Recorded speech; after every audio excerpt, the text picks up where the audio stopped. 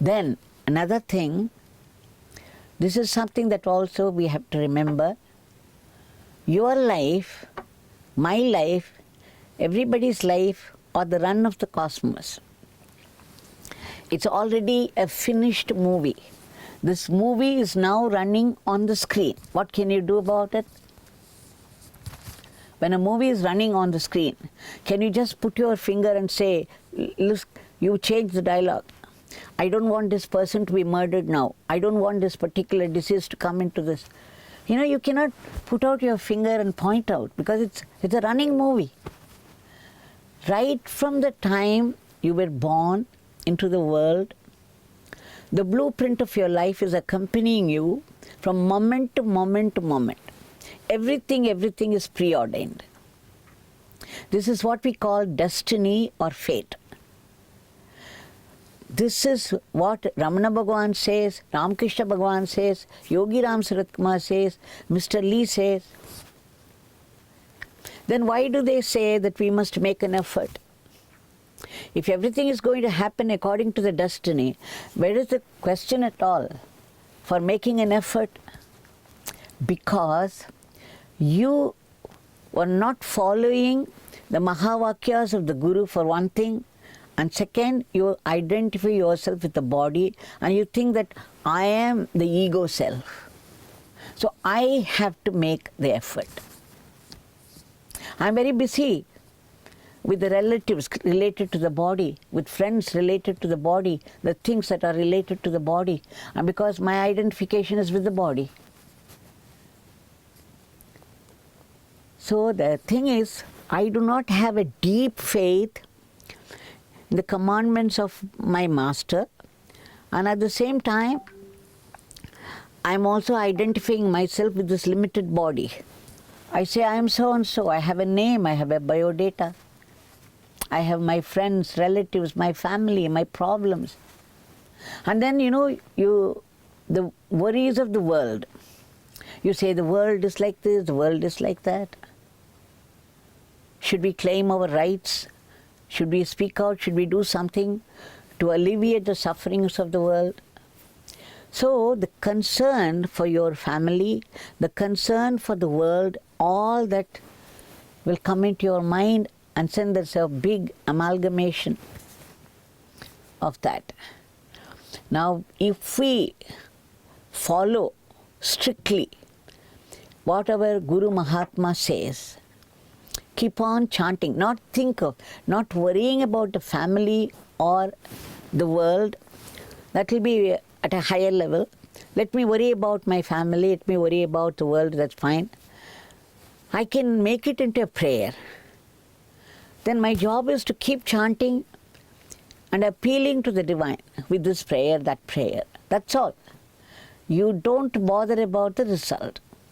God may give or may not give, and it is His concern. He has created the whole cosmos, He has created the world, and He knows how to run. Bhagavan often used to say that my Father has created this world. He knows what to do, when to do, and how to do. You don't instruct Him, he would say.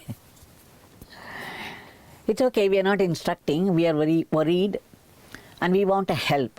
The thing is, first let us help ourselves by chanting the name and lifting our level of consciousness to a higher level, so that there will be less and less and less selfishness, there will be less fear, there will be less anger, less sorrow, there will be less desires for the possessions of the world. So the Nama is a great cleanser. And you have to keep on repeating. I often said the quantity is very important, because we don't have quality. Our mind keeps wandering on various things. So the thing is, we have to increase the quantity. The quantity will give quality. How? You learn a song, the first time you don't get it right.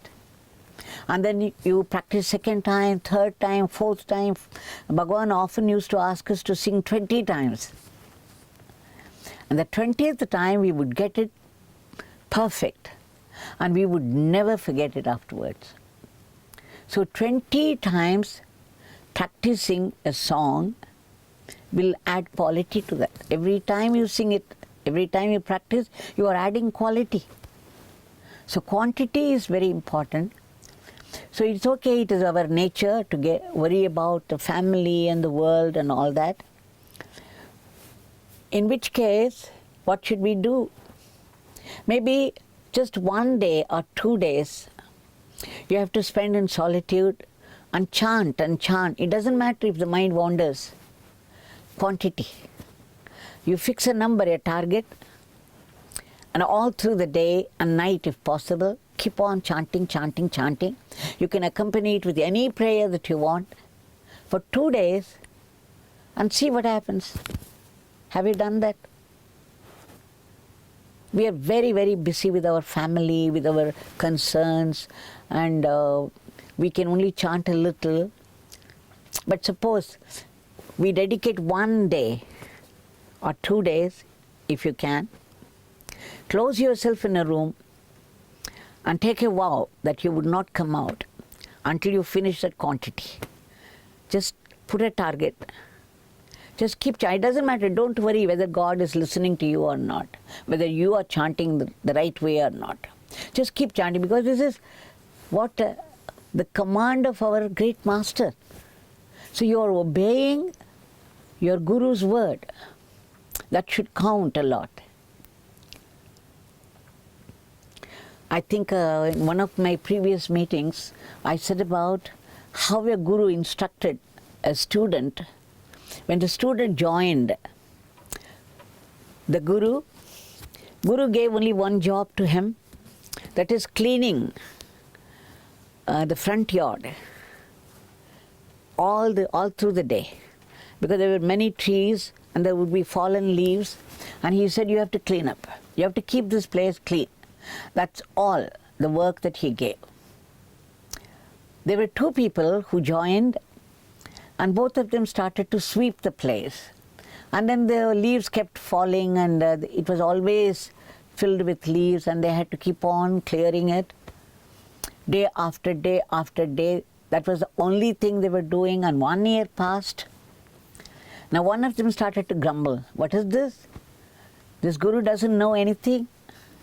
All that he knows is keeping his place, his own house clean. So he just employed us. He wanted some servants, and this is the best way to do it. So one of them said, there is no Guru, he doesn't have any knowledge. If you want, you can waste your life here. I would rather leave. And he left. But the other one said, I know he's a great one, and he has given me a command to keep this place clean.